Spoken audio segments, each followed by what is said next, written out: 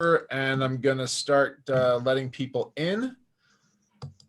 And so we'll start to see people dripping in over the course of the next couple minutes while I go about getting the Facebook Live up and running here.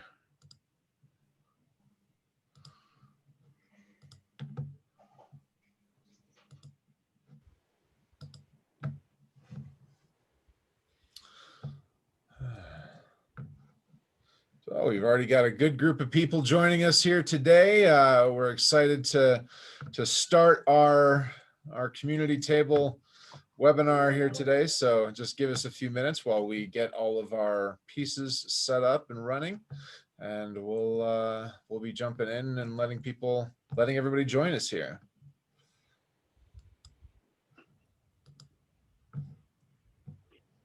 All right.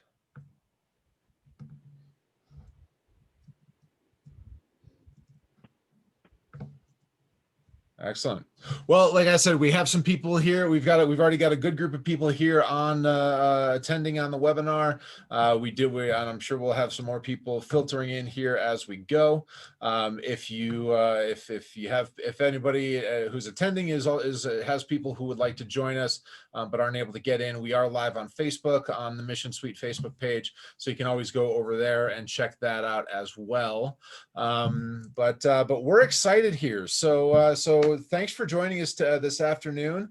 Today's community table discussion is could LinkedIn be the secret to never making another cold call? And I don't know if it was LinkedIn or never making another cold call that actually got the real strong response off of this, but this topic definitely seems to have garnered some interest. I am Ian Campbell, and I'm the CEO of Mission Suite, and this Dean Isaacs here is the founder and CEO of Vantage Group. Again, Dean works with business-to-business companies across the U.S., ranging from startups to the Fortune 500, and his passion for helping small and mid-sized businesses achieve goals has really kind of driven the two of us to start working together on this community table program here moving forward. So today we are trying an experiment here, and we're pretty excited because we're going to be joined today by live guests kind of around the table to take part in this live conversation. And I'm going to introduce them in a second here. But before we jump in, I just want to address a couple of housekeeping items. As always, we'll be taking questions throughout the session today. If you have questions, please use the Q&A icon there at the bottom of your Zoom screen to submit those questions. We'll be taking questions and having an active discussion between myself and Dean, and of course our guests around the table as well. And so yeah, we can make sure to address all your questions maybe either as they come up or at the end, if depending on how the time and the flow of the conversation goes. So joining us today are Justin Davis from Soaring Tech, Matt Jones from Great Executive Advisors, and Shay Phelan from Hosted Solutions. So I want to give them each 30 seconds or so to introduce themselves. And Shay, I see that you're the one that is not muted at the moment, so we'll start with you. It's an easy pick. Yeah, yeah. Very scientific. Yeah, there you go. Yeah, I'm Shay Phelan with Hosted Solutions. I've been with Hosted Solutions for about 7 years now. I run a small team, and we focus on small business phone systems, helping businesses get their telephony figured out, both phones and internet. Excellent. Thanks. Matt, you want to go next? Yeah, I'd be happy to. So, hey, everybody, I'm Matt Jones, and I'm with Great Executive Advisors. We're an executive coaching leadership development firm, and we're based in Evergreen, Colorado. We work nationally, internationally with small to mid-sized firms with their organizational leadership development needs. Excellent. Thanks. And Justin?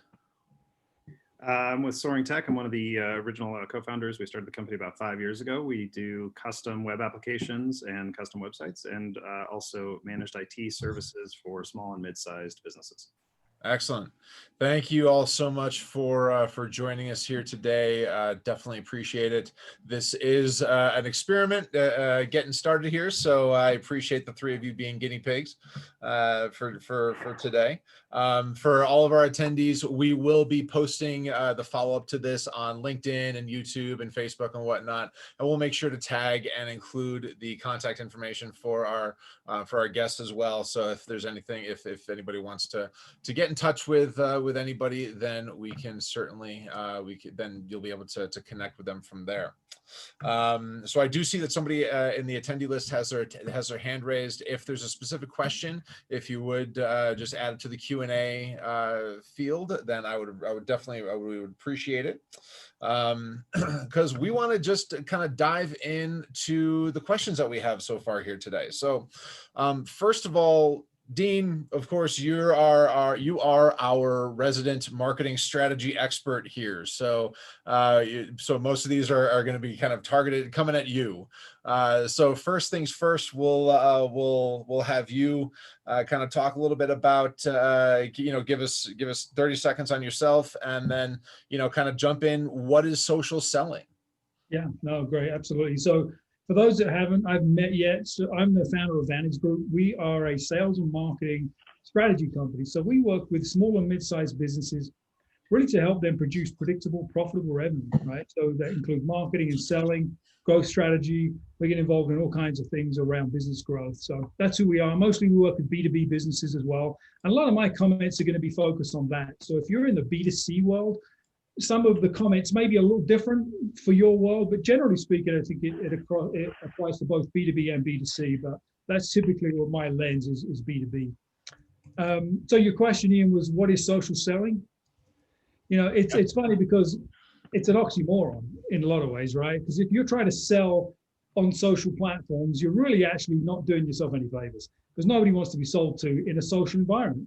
And so I think we almost have to rethink what selling is when we think about engaging on social media, and in particular, LinkedIn, right? So if you're in the B2B world, one of the best platforms to spend time on is LinkedIn, because it's easier to find your ideal client profile, and engage with them in a lot of different ways.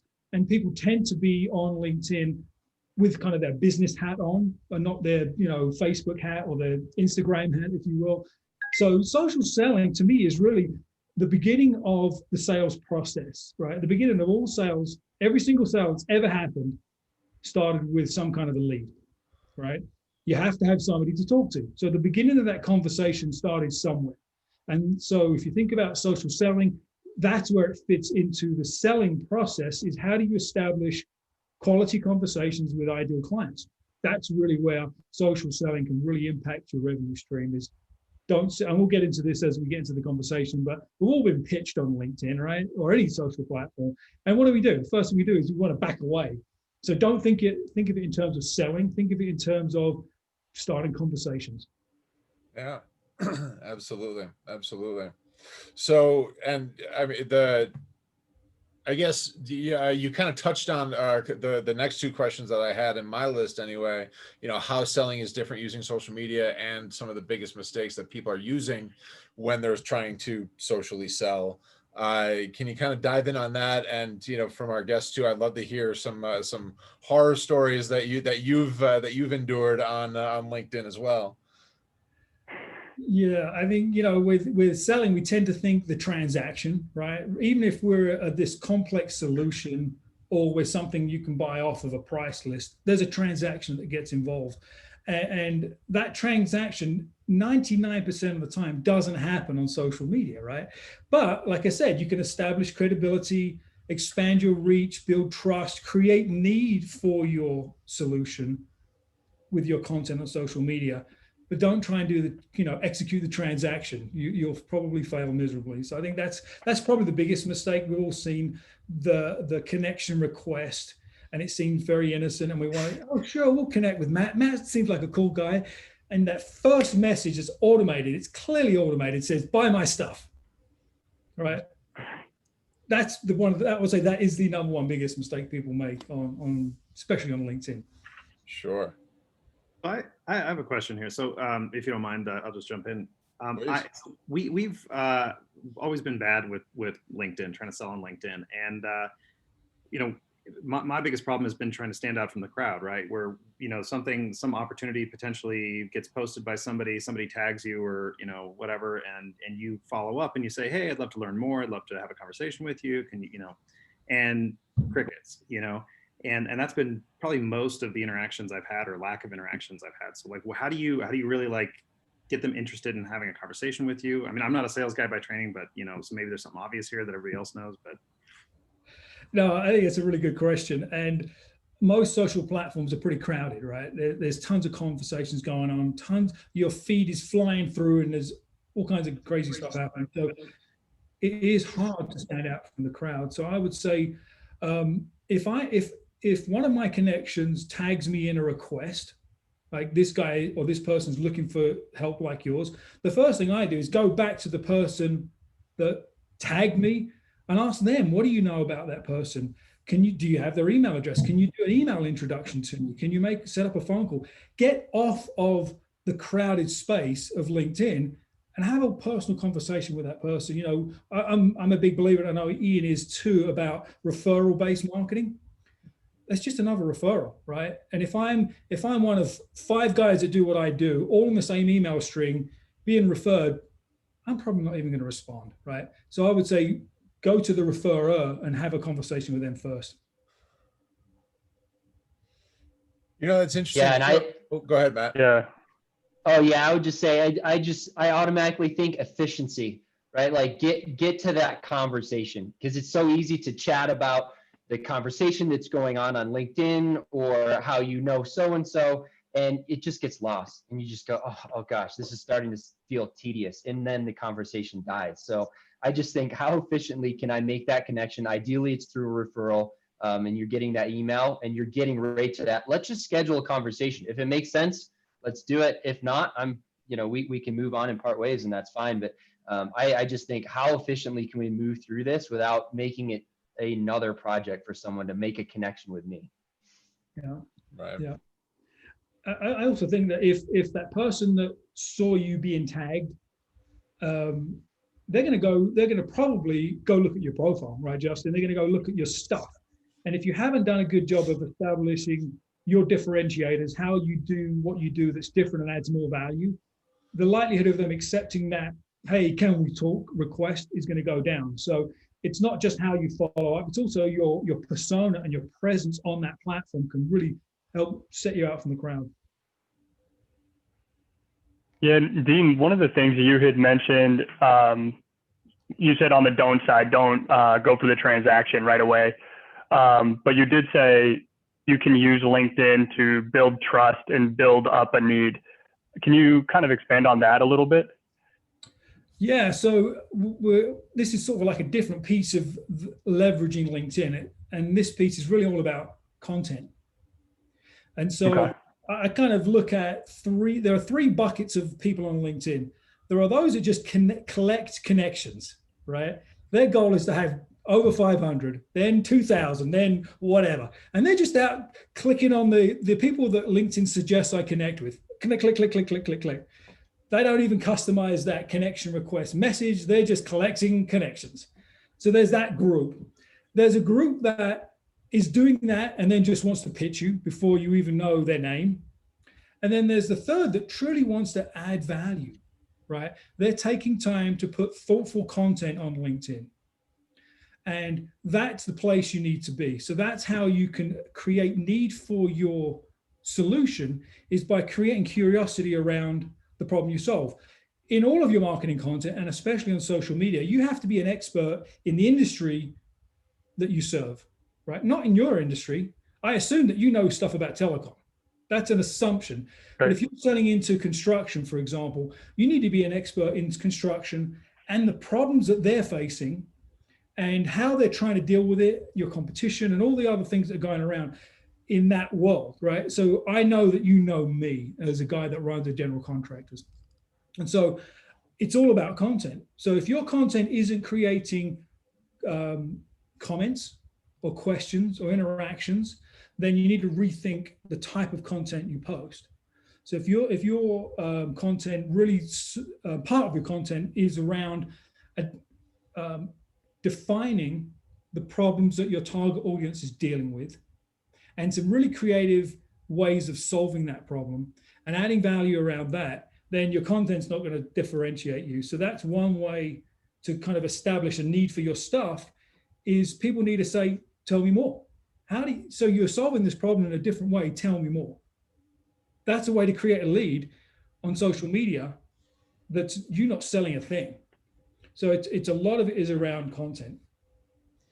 And this might be jumping forward too much, but you were saying if you need to rethink your strategy if it's not creating engagement, it's not creating comments and feedback. Are there any tactics or tools that you might recommend in order to get that type of engagement? Yeah, go find your competitors on LinkedIn. Now, Okay. 95% of them are not going to be posting anything, but the few that are, look at the content they're producing. You can see the interaction in the comments, right? See what content they're producing that's getting interactions and getting engagement. And then look at some people in maybe similar but different industries that you really admire, and look at the kind of content they're producing, not the message, but the type of content, and see what's getting reactions. And then that will start to really hone the kind of content you produce. Generally, I think about content in sort of 2 or 3 buckets. One is sort of like inspirational, right? Quotes and examples and stories. People love that stuff. It's interesting, but it's easy to scroll right past. Then there's more educational content, you know, sort of teaching something, showing somebody what to do or the steps. That's good because that creates engagement. People often want to know not just what to do, but how to do it. And that's the next bucket, is how do you execute that type of content? So you can even provide guides and templates and tools and how-tos. That stuff often creates engagement as well.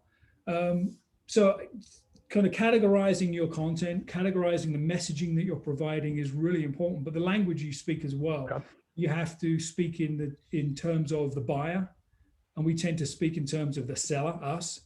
So I think all of those things can add value to the content you provide. Dean, I've got a question that kind of blends content with the kind of tools and the way that we've all been kind of sold to on LinkedIn, right?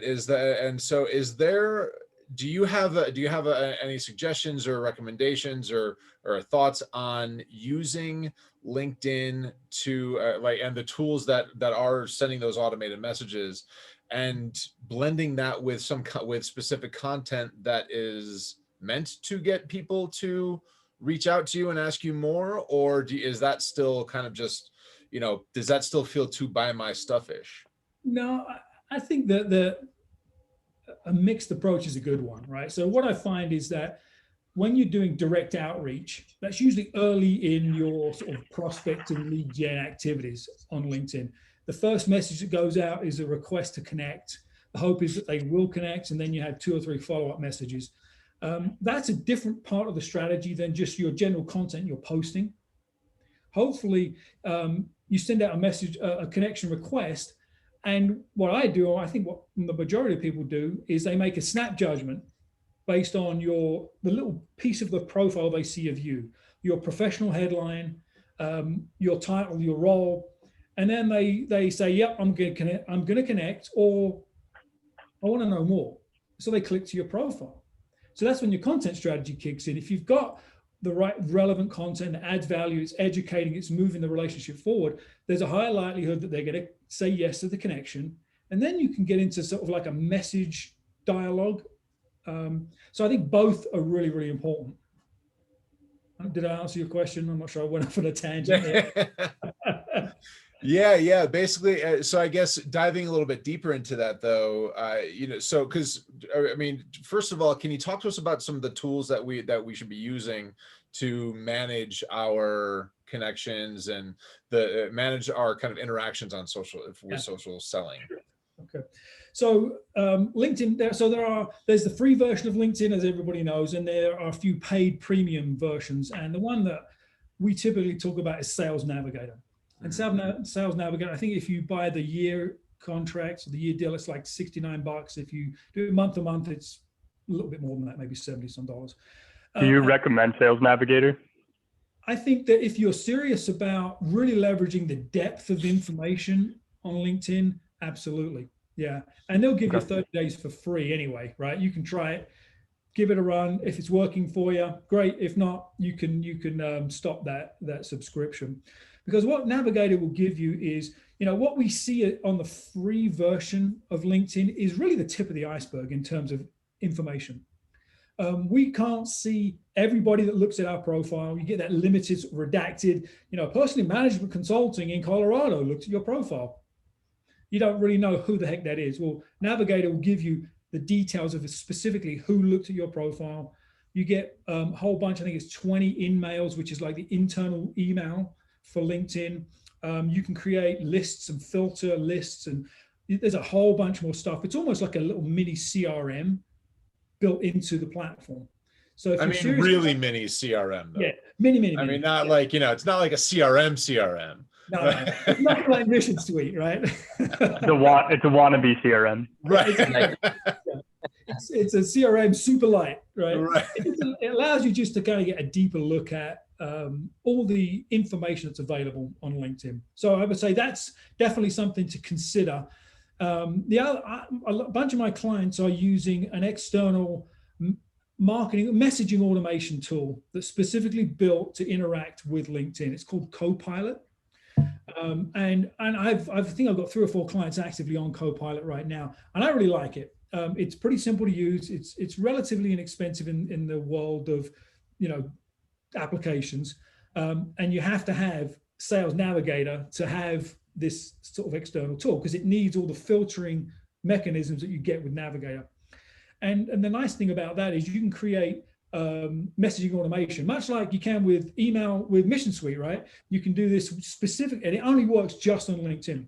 So you can do your target profiling, you can do your messaging sequences, and you get some data and analytics back as well. So if you're really serious about prospecting proactively on LinkedIn, then a tool like that can be really, really helpful. Mm-hmm. So I would say those are the 2 places to start. And then in terms of other applications, I think that there are some features in LinkedIn that most people don't even know they exist or have never really used them. So polls are a fairly new feature in LinkedIn, where you can post a question and 2 or 3 answers, and you can gather data. And of course, polling your target audience can be really powerful as you develop new services, as you understand what the needs of the marketplace. That it can be used in a lot of different ways. So polls are free, and you can use those. There's the whole education platform that LinkedIn provides too, where you can get on and it's almost like Skillshare, but it's built into LinkedIn. So if you do education as part of your marketing and business development, you could be an educator on LinkedIn too. So there's a number of different things. They've actually now produced or released an events feature as well, where you can promote events right in LinkedIn. And it's not just a post, it's actually a whole events feature too. So there's a ton of stuff that just doesn't get used much that I think people can leverage. And so real quick, just because this is specific to Copilot that you mentioned, Adams asked if mentioned that LinkedIn seems to be reconfiguring their APIs to foil third-party providers like Copilot and whatnot. Are you seeing things like that, or are they still pretty active and figuring out ways to continue working with them? Yeah, I think that LinkedIn wants to capture as much market share, revenue share, wallet share as they can. And so, yeah, I mean, all these social platforms make it difficult for third parties to stay connected. I haven't seen any major shifts recently. Copilot's still working well. The other thing that LinkedIn will do is put you in what I call LinkedIn jail. If you send out too many messages on any given day over a period of time, they will literally pause your account. Mm-hmm. And so using a third-party application that understands those sort of algorithms, they can kind of keep you out of jail too. But no, I personally haven't seen any impact to the third-party providers we're working with, but I'm sure they're working on the back end to stay relevant too. Absolutely. So Matt, can you post bail? You write a big enough check, and I think you can do anything, right? Yeah. Right. Okay, that sounds about right. Yeah. Sorry. Matt, I'm curious to hear from you too, because you know you do a lot of targeting on LinkedIn. I know with your business, and you and I have had conversations about shared connections and people that we wanted to connect with. Are you using something like Sales Navigator to manage that, or are you able to figure out the things that you need to figure out using the free account? I go on and off. Honestly, I love the extra benefits of paying a little bit more with LinkedIn, and certainly the data is super helpful. I find the sweet spot is kind of marrying it with the CRM, right? So you can be very targeted in regards to who you're trying to reach out to via LinkedIn, and if you're kind of leveraging the tools of LinkedIn along with your kind of targeting via your CRM tool, I find that marriage is working the best for me. And I think the key here really is going deep and narrow, and to that end, leveraging the data that LinkedIn can provide you can save you a lot of time reaching out to folks that really aren't in the sweet spot for your business. Yeah.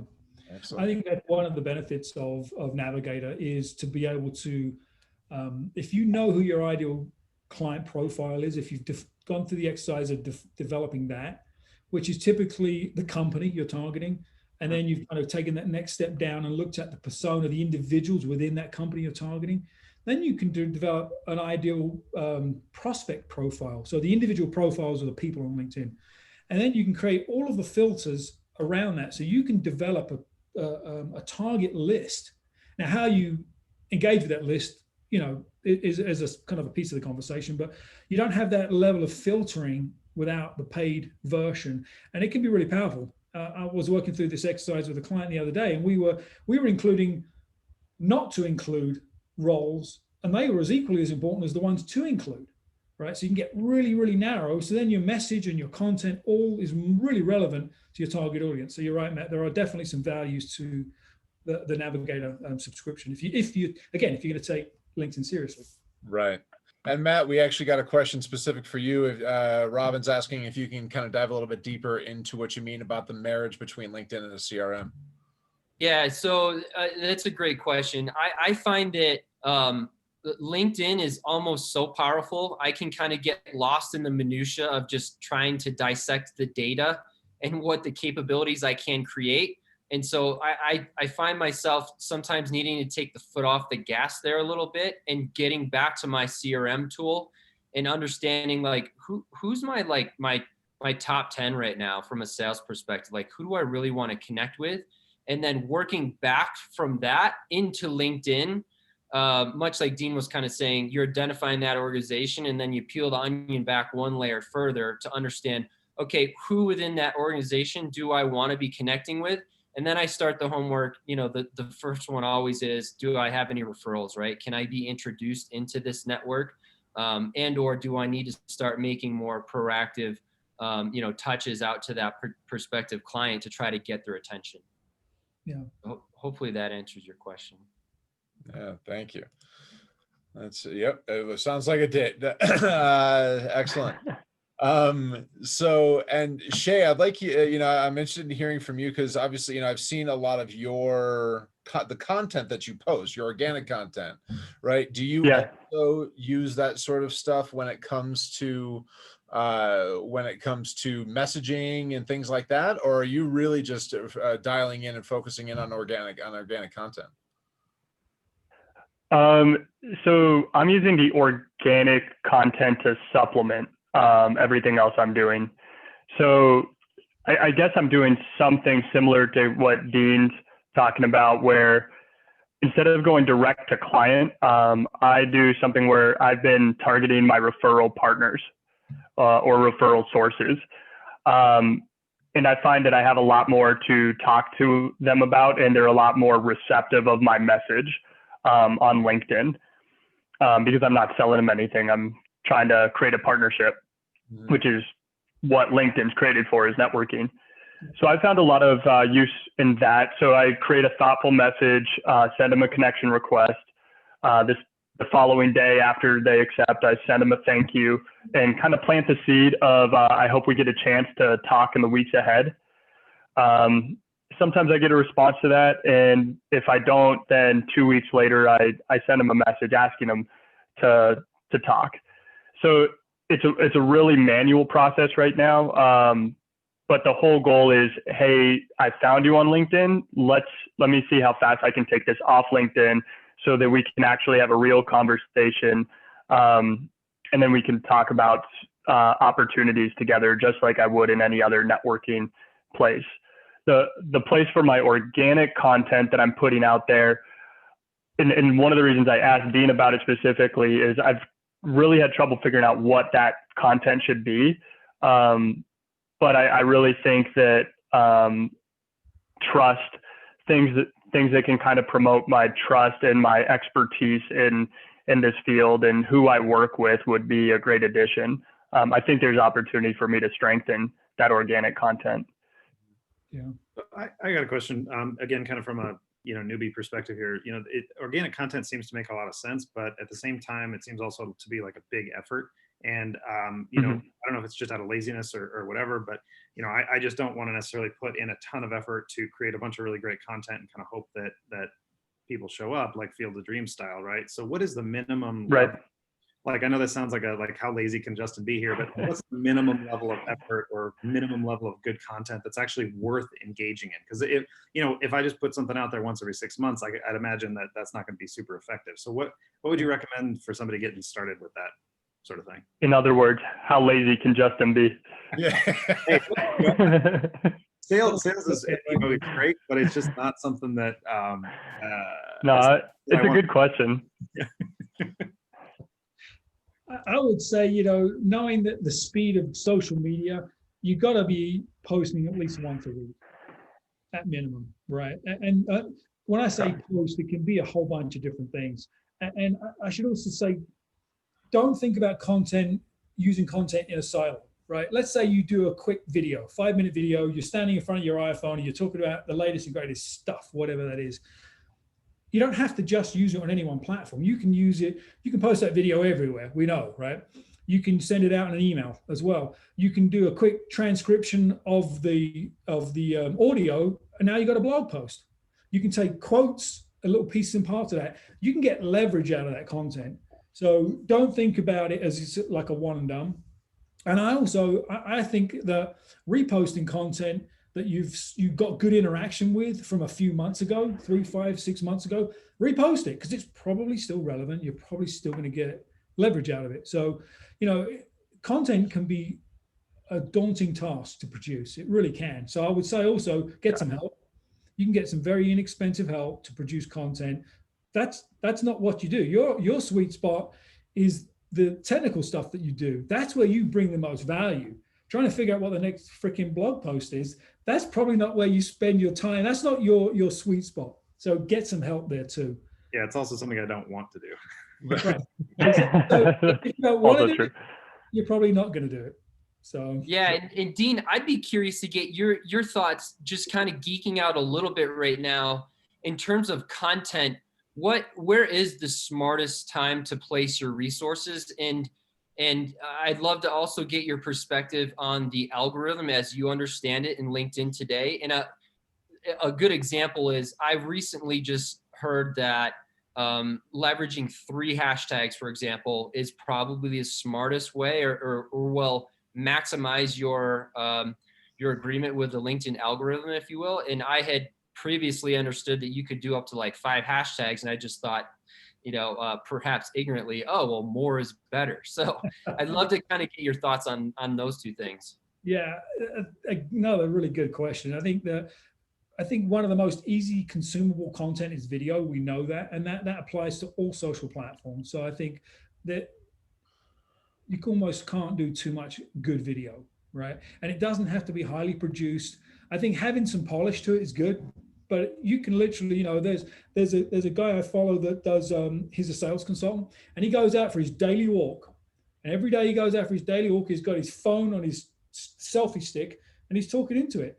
And he's got a good style and he's funny and he's really engaging. He doesn't spend any time producing it. He literally just walking along with his dog, click. So you don't have to spend a ton of time. But in terms of content as it relates to consumption and the algorithm, LinkedIn really likes video. They like native video too, meaning if you post a link to a YouTube video, they're going to actually show that to less people because you're sending traffic away from their platform.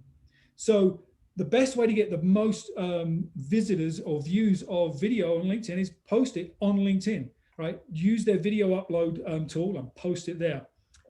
In terms of hashtags and some of those, right, almost like LinkedIn SEO things, I think they change so often. You just need to be aware of what content is getting the most views, because that can often give you sort of like tangible feedback yourself. And whether it's 3 or 4 or 5, tomorrow it could be different. But I think the hashtag thing's an interesting one. So one of the things that I do with clients a lot is have them look at the views of their content. So, you can go into your profile, click on posts, and go down to the post, and there's a little number in the bottom left-hand corner with like a graph. And there's that number is how many people have viewed your content in your post, in your feed. Click on that, and it opens up a new window. And in that window, you'll see who's looked, not who, but what companies have looked at your content, the role of those individuals, and the geography. And so you can actually use hashtags to get your content in front of the wrong people. If you're using a hashtag that's attracting someone that doesn't fit your ideal client profile, you may get lots of views, but it's not by the right people.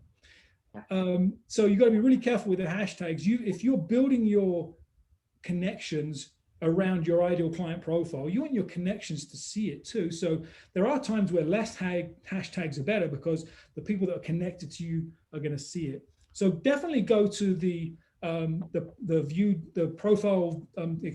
post view data, and then see, am I attracting views for the right companies, the right roles, and the right geography? And if you're not, that's tangible feedback that the content maybe needs to be adjusted too. So that's a free little snippet for you that you get on LinkedIn.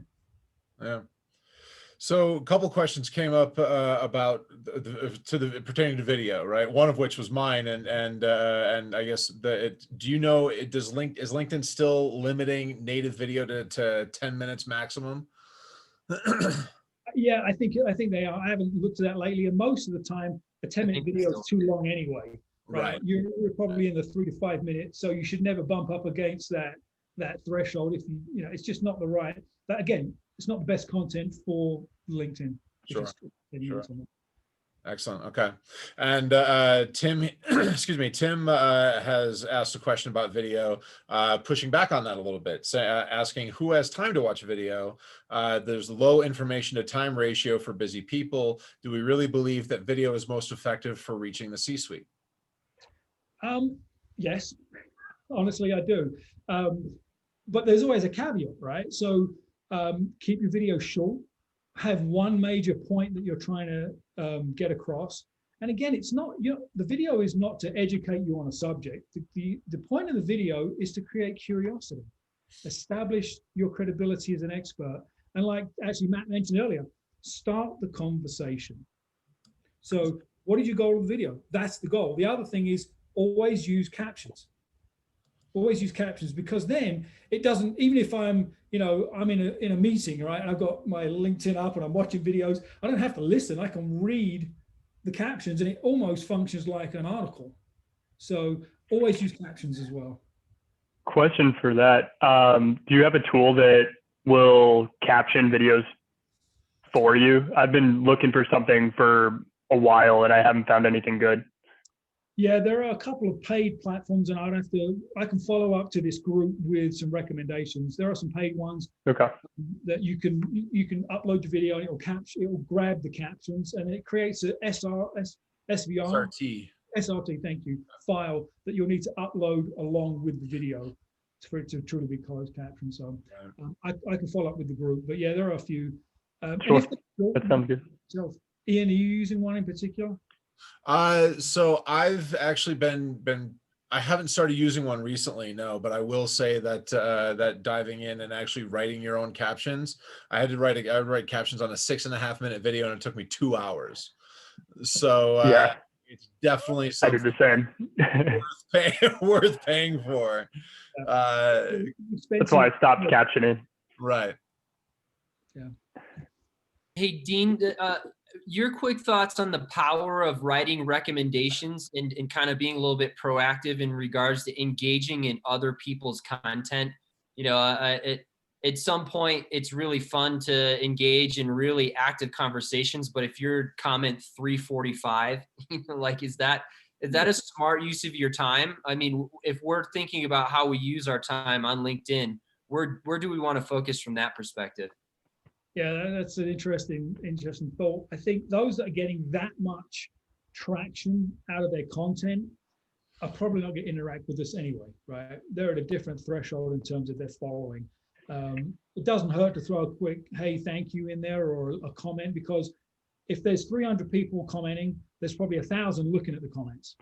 And if you had just a thoughtful, response, you never know what traffic that drives to your platform. I wouldn't try and engage in dialogue with somebody that's maxed out their LinkedIn connections, maxed out their following.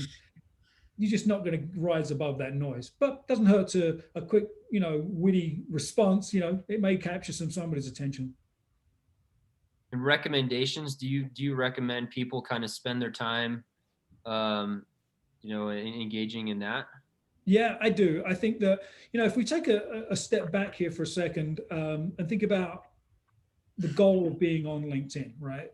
We talked about, is LinkedIn, the next best thing to get rid of cold calling? Well, what's the goal of cold calling? Other than self-inflicted pain, it's to hopefully create a lead, right?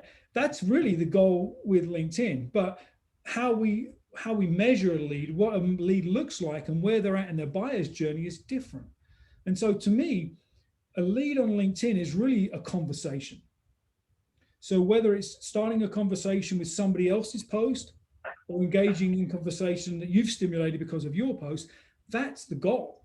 And the statistics are showing us now that it takes about 20 interactions before a potential prospect or lead really understands who you are and what you do. 20 interactions is a lot. 10 years ago, that was probably 5 or 6.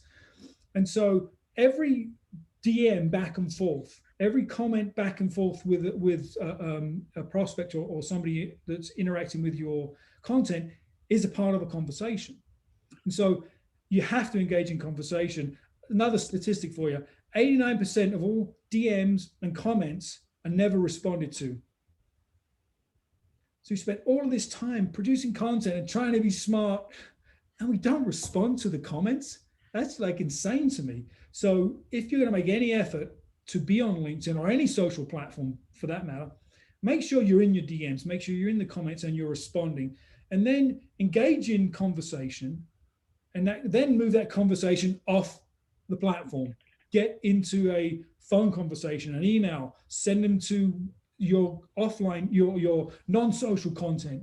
Get them out of that platform, because we have limited access to those individuals in LinkedIn specifically.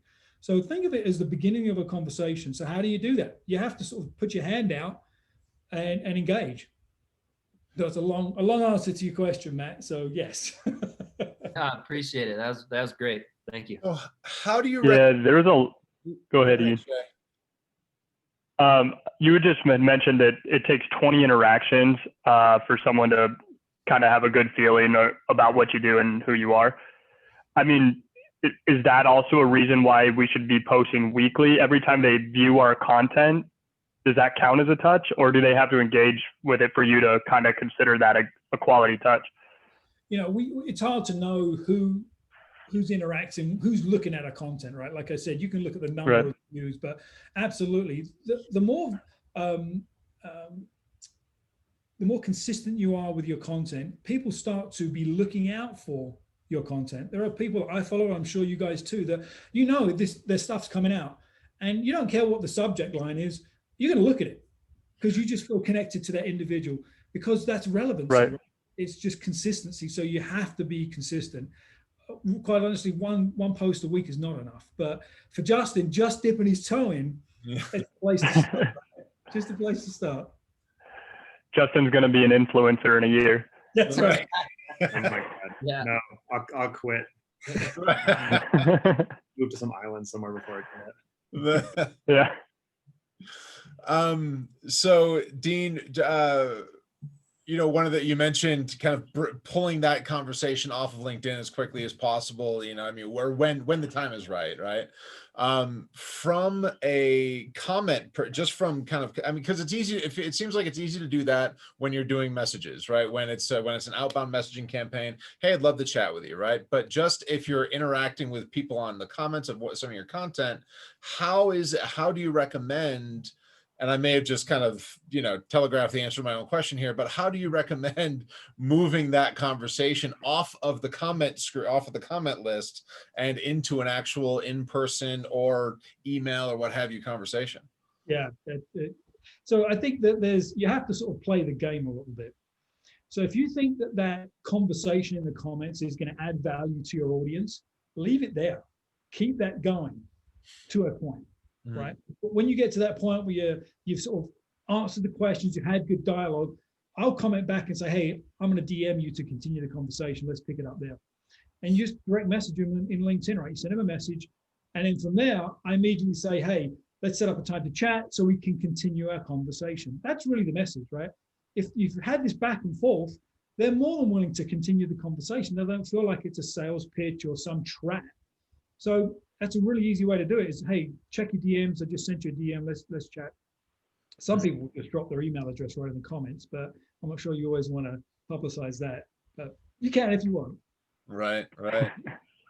So, and Justin, I'm curious from your perspective, as you know, because yeah, I mean, one of the things I like about the group that we have here is we're all kind of engaged in LinkedIn in various manners. You know, from your perspective, just as someone who's, you know, just not been kind of on and off of it and not terribly active on it, is there something that has kept you off of it? Is there something that has is there a reason? Have you kind of jumped in and jumped back and, you know, kind of a thing? What's been your experience on that, and what are the things that you're looking for to maybe engage with it moving forward to turn it into a lead generation tool for you? Yeah, that's a good question. So I think, yeah, I've kind of bounced in and out of LinkedIn, tried a few different things, experimented with a little bit to see what works for me, what works for, you know, our product and all that. And just kind of getting disappointed, not getting traction. So I think a lot of that is just, I frankly don't know how to leverage the platform in the best way possible. So like already I've gotten a lot of ideas here, but you know, it's something that, you know, I'm a big believer in whatever you're doing that works, double down on that. And so, you know, to me, it's like the learning curve just didn't justify the time that it took to really master the platform. And so I think, you know, I also, you know, especially when I was doing a lot of this LinkedIn stuff, you know, I was doing a lot more project work. You know, when we started the company, it was, you know, there were, you know, the kind of division of labor wasn't quite there. So it's kind of, you know, trying to juggle that and juggle project work, and it, you know, it just didn't make a lot of sense. And so I got to a point where I was just like, well, fuck it, it's not worth it. Sorry, I don't know if I'm supposed to say that. You just earned the E rating next to our video on YouTube. There's our algorithm. FCC is gonna be on you for this one. Sorry about that again. I'll pay her. Maybe, depending on what it is. So, and Justin, to that point, you know, you and I have talked a number of times, and you've realized, and your thing has been that, you know, you found that referrals really work well, right? And so you've wanted to spend a lot of time doubling down on referrals. And so kind of turning that over to Dean, I'm curious from your perspective, how someone like Justin, who's been, you know, kind of on and off of LinkedIn, can use the platform as a tool to help to manage and really accelerate that, like a referral strategy. Yeah. I think you just have to be active with the right context, right? So if you've got, if one of your strategies is to build sales through a channel partner plan, right? You can easily identify what those channel partners look like and find them on LinkedIn. I think, Shay, you mentioned basically that same thing earlier. So you can easily do that. And that's an easy outreach campaign, because they're probably looking for good stuff to sell and ways to make revenue. And so you don't have to go directly to the end user customer. You can build your channel that way too. And the beauty of that is then you get to leverage their connections and their reach as well. So I think that pick a strategy, right? And run with that strategy for 90 days. And if channel partner development is that strategy, that probably would work well versus trying to find those individual business owners that want your stuff. That's a much harder strategy to go after in that relatively short period of time. So be really clear on what's going to get you the most leverage in your business quickly. Yeah, and Justin, as someone who's also failed with this in the past too, I think for me, like I've found that when I'm creating content, I like think of me first a little bit selfishly, like what's interesting to me and what do perhaps if I want to write some content, what can I maybe learn when I'm spending time writing an article? And where I've failed or lost interest in the past, if I end up writing like, for me, I do executive coaching, like the five keys to successful leadership or something, like, oh God, like I wouldn't even click on that. Like, it just seems like noise. And then I just lose interest in generating this content altogether. So I try to think about what's actually just interesting, and that tends to get more engagement than what you would consider that classic content, if you will. Yeah. We all tend to go right to the sort of how-to type stuff. And I think that's relevant, right? And depending on who your target audience is and where they're at in their sort of growth, how-tos can be really powerful, but it should only be 40%, 50% of your content. If you think about someone like Gary V, right? Gary Vaynerchuk, I'm sure most people have heard of. If you haven't heard of Gary, just literally Google Gary V and you'll find him. He never produces how-to content. Never does. That's not part of what he does. And if you look at his growth over the last 5-10 years, especially on social in the last 5, he's probably had the biggest growth across all platforms. I mean, he's on TikTok, he's on everywhere, but he never produces how-to content. He talks about stuff that he cares about. To your point, Matt, what he gets excited about. He talks about examples and he brings people on and talks with them and interviews them. And it's just a different level of engagement. But he never does how-to content, and that's where we typically think we need to start. So be really conscious of the type of content you produce too. And if you're not excited about it, I guarantee nobody else is going to want to listen or read it. Right. So, but it has to be sort of relevant to your audience too, right? So don't forget that. So we're coming close to the 3 o'clock hour here. So, and we do have a few questions from the audience as well. So I really want to dive in on those too. So first of all, we have an anonymous question here saying that this person has now worked in 4 new industries, or is now working in 4 new industries across the country, where I have absolutely no contacts whatsoever and no common connections.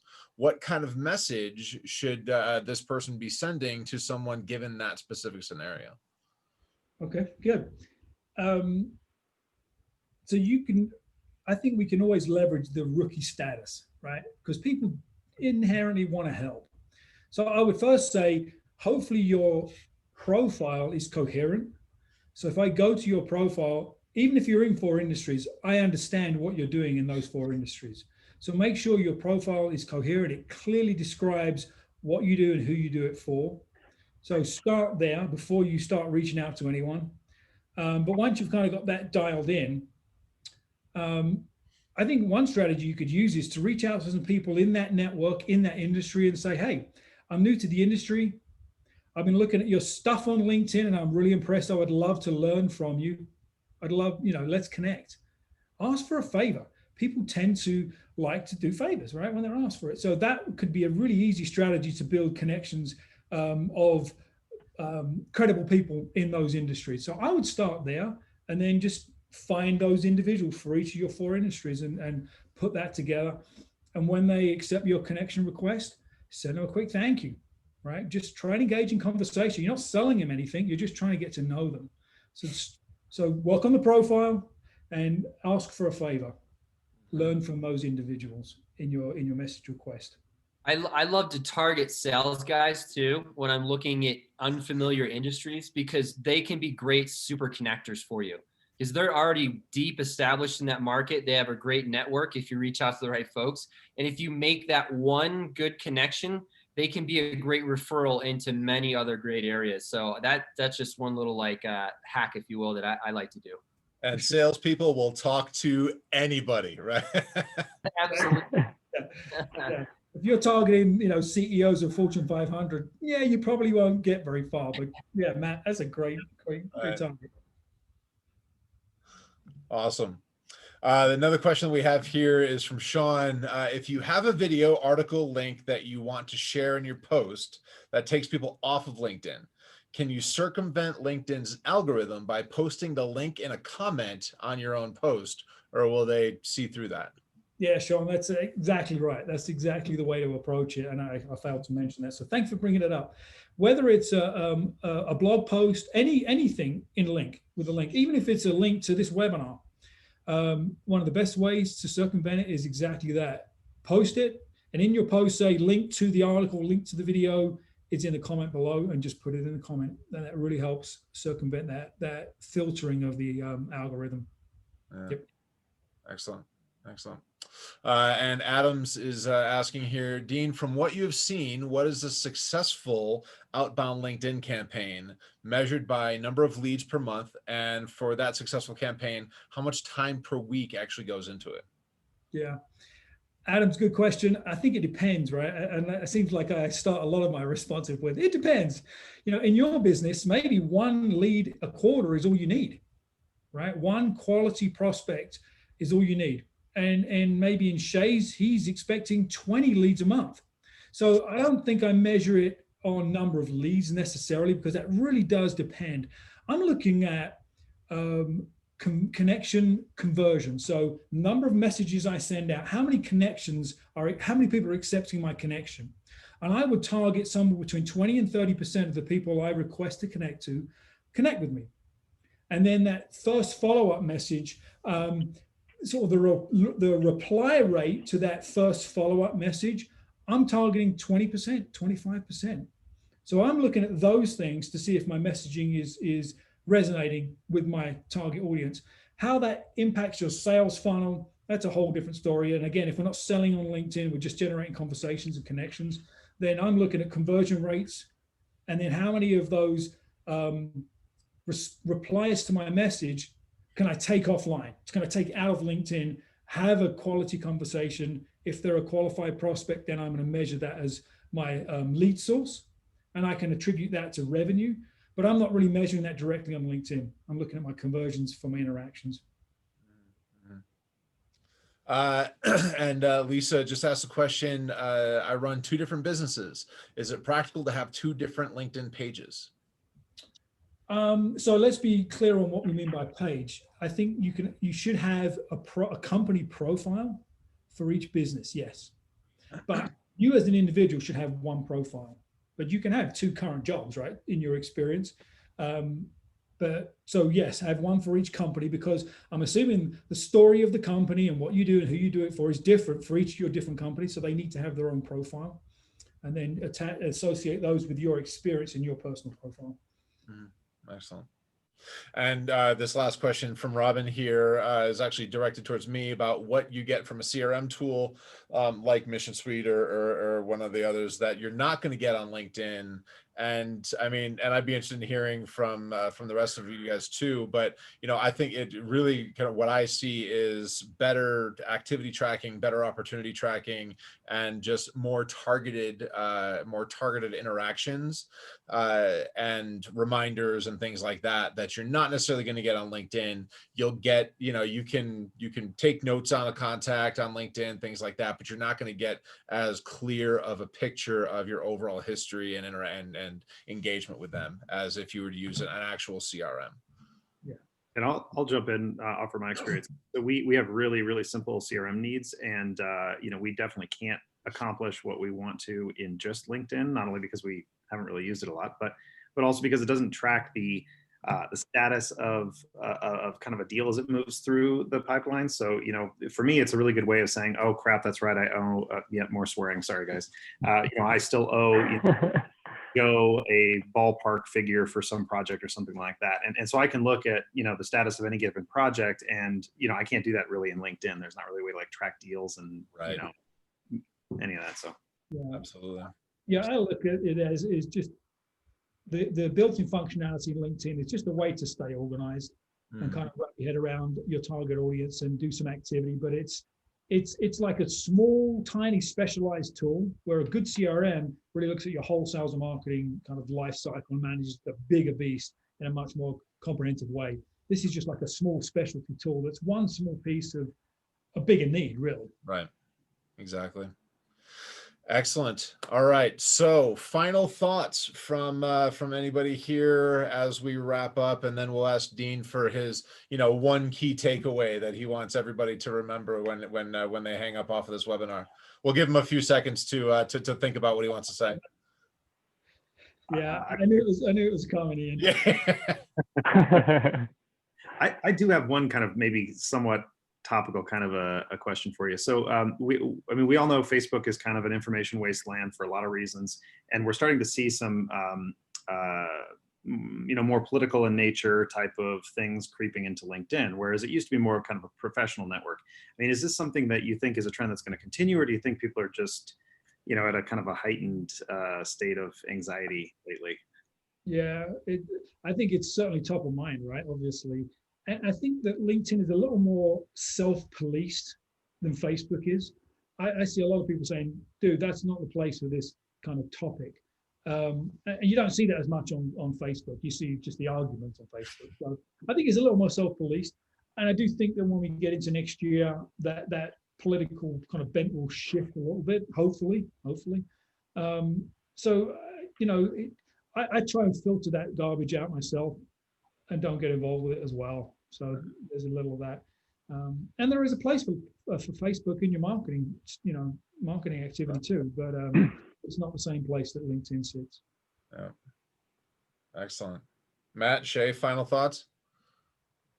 This was incredibly helpful for me. I've been taking notes like you wouldn't believe. So thank you, Dean. I appreciate it.